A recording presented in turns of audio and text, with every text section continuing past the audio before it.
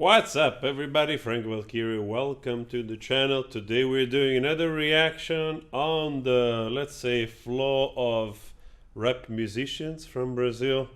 We've done a few, and also I've done a lyric reaction. Unfortunately, the lyrics was truncated, was not complete, and people are complaining in the complaining. Anyway, we got the point. We'll try. We'll try to pay justice to other songs as well. And of course, it's always difficult to find the right translation. It's always difficult to also understand perhaps sometimes a little bit of slang or kind of, things which they're abstracting the type of poetry flow an artist wants to express. And that's why sometimes I do lyric video. Most likely, if I'm doing a lyric video, it's because I already reviewed and reacted to the song, so that it's also interesting sometimes to go deeper. But we gotta find a better way to source the translation when we focus only on the lyrics of the song, just to try to dissect the poetry and the flow. And like I said, usually if I do that, I've already reacted to the song performed by the artist, so that it's just a way to go a little bit deeper to understand a little bit more. So today, Racionais MCs da Ponte Pra. On this side of the bridge, English subtitle. This is your link. Hopefully it's good. Hopefully it's good. We're gonna read. Why is it 8 minutes? Why? Well, you're gonna stick with me. You're gonna stick with me here. And we live close to Naples. And there's a lot of simpler people, workers, farmers, bricklayers, workers in that way. And we always had this tension in the summer with the local guys and girls, mostly local guys, not mixing with all the tourists coming from Naples of the upper class, all the good families of lawyers and engineers or teachers, whatever, which they live in the city, they live in Naples, they could afford like a summer house in Sorrento, in the Amalfi Coast where I'm from. There is always had this tension. I had friends which their mothers worked at the house. There's still that type of behavior, like some of my friends, their family actually, were the gardener of this Napolitan family, or basically the maid of this Napolitan family, cooking and serving, doing the beds and all that kind of stuff still exists. We're talking the 80s, 90s. We're not talking like 200 years ago. So we always had this tension a little bit. We always saw those kids, having, pocket money, enjoying the nightlife. And of course, we come from more like normal, like our parents worked, they managed to pay the bills, they managed to provide us with food and what was needed, but definitely they couldn't give us like $50 in the pocket, for a Saturday night. You know what I mean? We just didn't have that. So anyway, so in a way I can relate a little bit. I can understand this part a little bit, even though I'm sure that the circumstances of ghettos, so that part there, seemed like everybody in their own property, and everybody alone.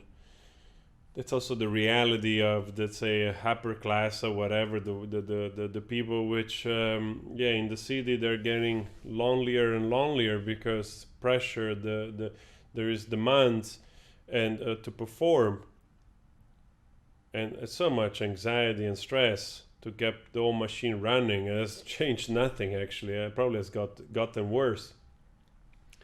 So I can understand that part as well.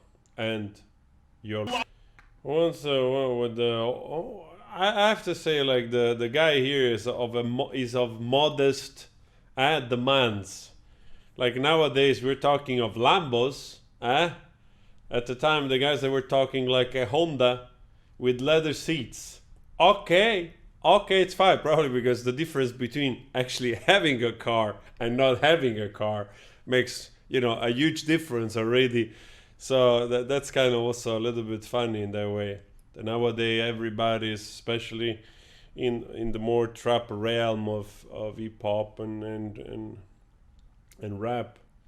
There is always such a kind of attitude of splurging, of showing off the wealth and what you have achieved, and the Rolls Royce and the Bentleys and the Ferraris and the Lamborghinis, a lot of Lamborghinis. All right, all right. I haven't had much growing up, and now I want the word like Citizen Kane. Have you watched Citizen Kane? It's one American classic movies. Orson Welles, isn't it? I think it's if I remember correctly, actually the main character. And if I remember, it's actually based on a real story of a real billionaire, peculiar character, which was one of the first magnate of journalism, like literally owning those printed media, the media. So peculiar character, and yeah, probably one of the first famous billionaire, so to speak. Errare essere umano, errare. Errare from Greek, also in Italian, to make mistakes. Errare umano est. Greek. It's funny how he goes like entitled people, you know? Name dropping there, which of course I'm sure they're related to relevant things, perhaps either to the genre or to some other cultural things. Which unfortunately I don't know exactly, but I'm sure that let's say I noticed this. I guess that's what they're trying to connect, and I'm sure you will leave me a message, you know, like explaining perhaps who those names are and how they relate to them. Just like, is there also like tension in between regions of Brazil in terms of like I'm not so fond of the romanticizing the vision of the gangster in rap music.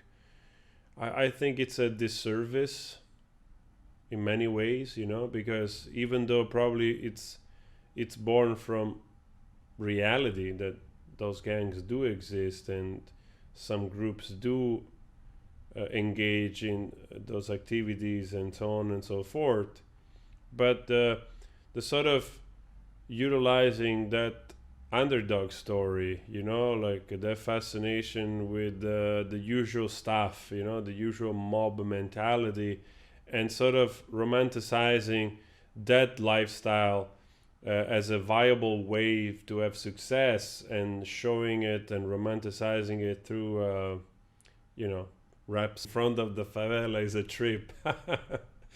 Yeah, that's also probably like gentrification, you know, like the sort of like wave of gentrification, or also the irony, you know, like that people living in favelas. Yeah, well, also people living in favelas probably they need a bank account at certain point.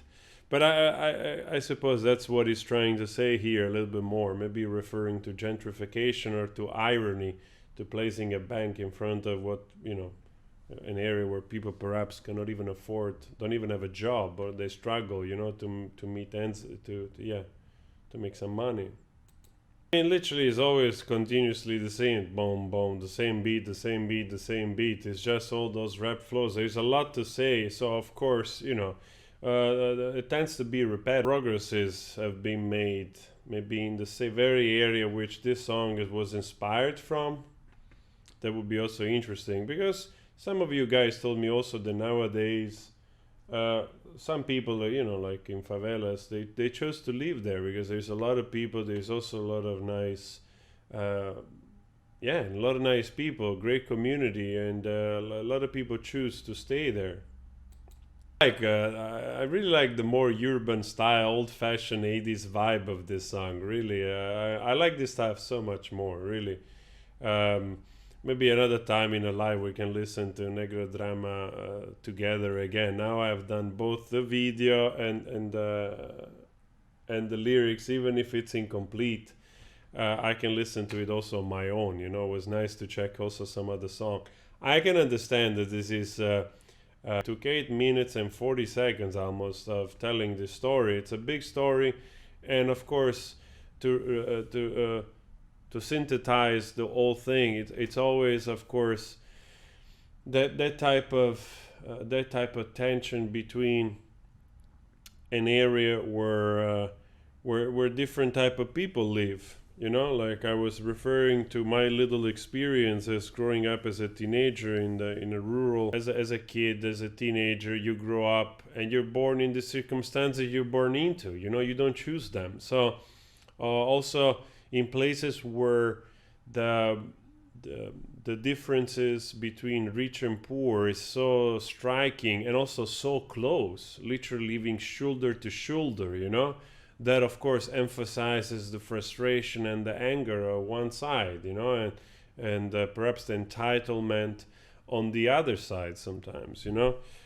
So it always makes for a sort of interesting social analysis, those things, and also in a way should probably teach us what can be done to help the community, you know, to improve the community, because often despair and anger leads to shortcuts, especially in guys, you know, leads to shortcuts which don't always have a positive outcome, and that's unfortunate. So I also want to I think it's great that those artists, those rapper, they underline those issues already back then, bringing it out through music, creating a good quality rap, good quality content, good quality tunes. Really, like just using using their influence to underlining something, bringing shining a light on something. I think those are the best bands. Those are the best social bands in that respect. So big thumbs up to that, and also praising all of those people which they do live in those dire circumstances inside the ghetto, inside the favelas, and they choose to help. They choose to be a point of reference, trying their best, perhaps in whatever shape or form, to improve the community, to improve the surrounding. Those are the people that I think needs to be praised the most. Read it step by step, you know, without the music, so that you can analyze, maybe grasp some of the nice flows or poetry here and there. So sometimes I like to do that. Anyway, go check the other videos of today. I'll see you later. Ciao.